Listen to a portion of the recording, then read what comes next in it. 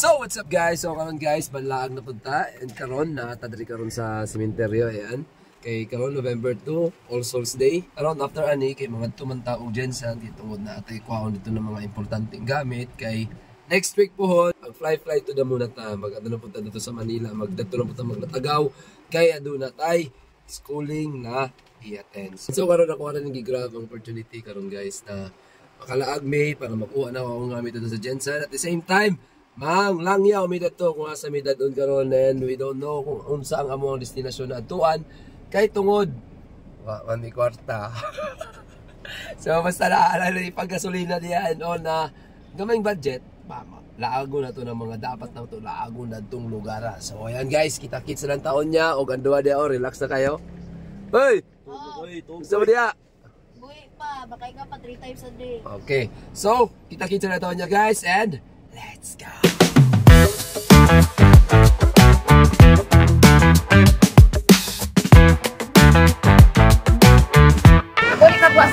Opo.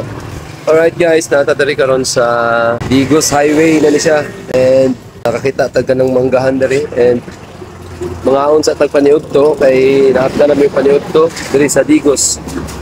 Ha? Ano yung sabi ko apat lang piraso. Palit kong mangga, 4 raw taga-buok. Abi ni ate, 4 ka kilo. Sa magati, oy.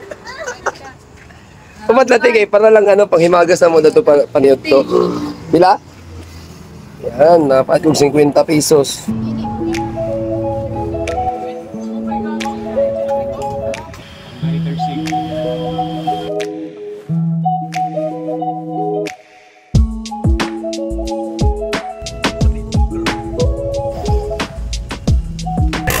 So ayan guys, nanatadari karon sa ginatawag nila na Tibulok.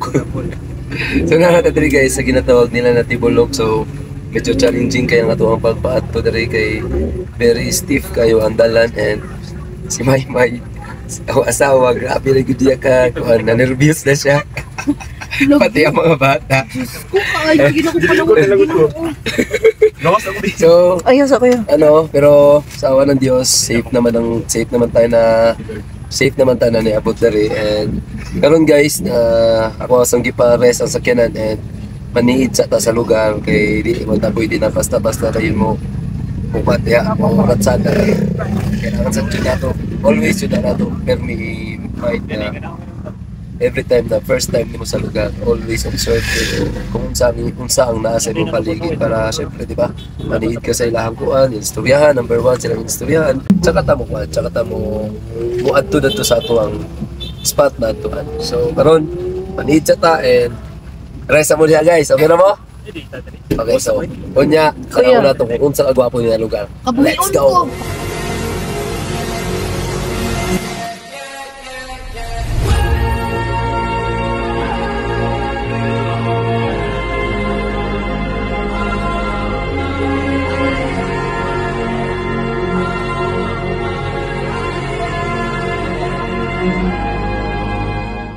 Welcome to Super Gunshirka and welcome to Mobile Legends.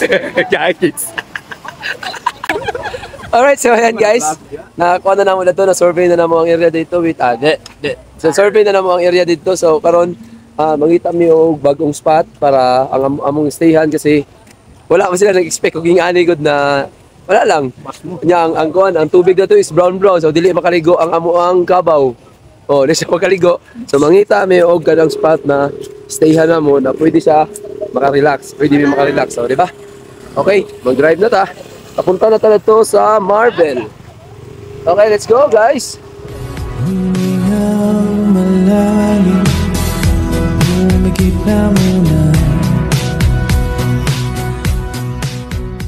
Diba? Tingali ang gamit na kinabuhi yun na kalang satisfying din kayo na makita kung mga ingani ba na nagbuhi kay ka sa syudad, kaya makita kung mga ingani very satisfying ba? Look at the view guys, ang clouds na kuwan, grabe kabaga. Alright, so ayan guys, good evening. Naptan tao gabi and naka-decide mi karon nga diri na lang may magstay sa pinaka-safe kung asa ang ako ang ginatrabahoan. So naami diri karon sa Fishport, nakakuan ko, naka-decide mi na diri na lang sa may magstay kay at least nakakordon ang area, na ang tropa, na mga security. So safe kayo mi diri na part. So karon atong atuunog atong silipon kung unsa ang gi-prepare sa ko ang pinaka-power na batch na si J Bass. Idol kay tika Cheng. Cheng! Ni perks sa kanang Muli mo ang perks kasi masingasan mi maabot.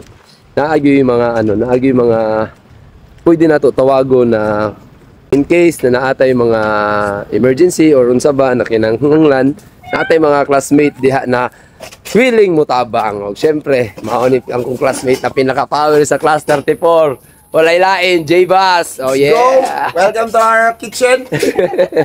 So, gipreparean ko niya pagkaon, bay. Gipreparean ko niya pagkaon. Grabe, palangga kay gustong classmate. Oh, gipalitan ko niya lechon manok. Let's go. No, ito manghihi ko. Manghihi ka di. Usa ka mo pungko ka manghihi. So karon guys, diri na lamig. Diri mi karon mag-dinner. Ay shout out day si Agli. Agli, ang pinaka-power na mo na striker diri sa kuhan sa 014. Alright. Ay boy.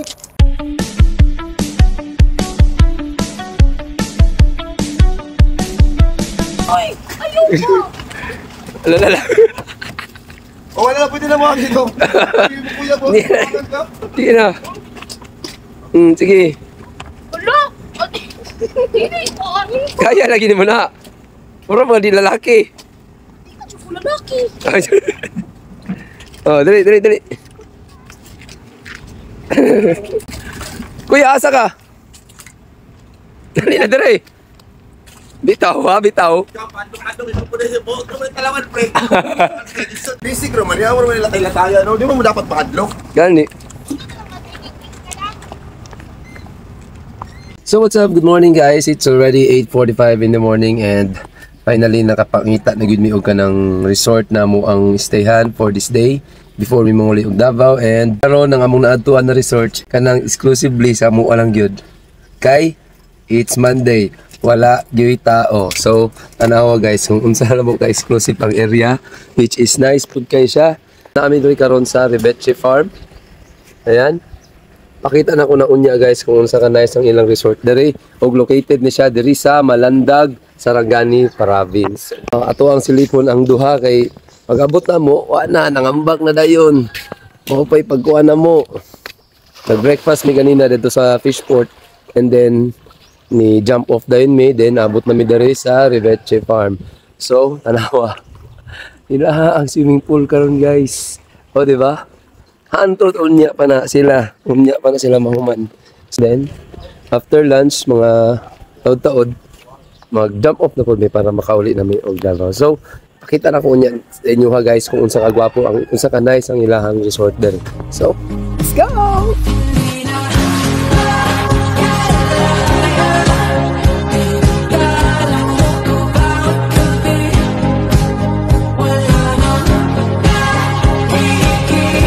So ayan na, nahuman na ginang ang lag-lag karong adlaw. And kumusta mo mga kids? Paulion na sila. Wala na, matug na sila unya sa biyahe. Alright, so karon guys, mo baba na mi og Davao. So biyahe pa rig mga 2 to 3 hours. Salamat sa inyo pagsubaybay diha. And that's all for today's video guys. So kung sa may maingon ninyo guys, Ay, approve. ay, approve. Tigong!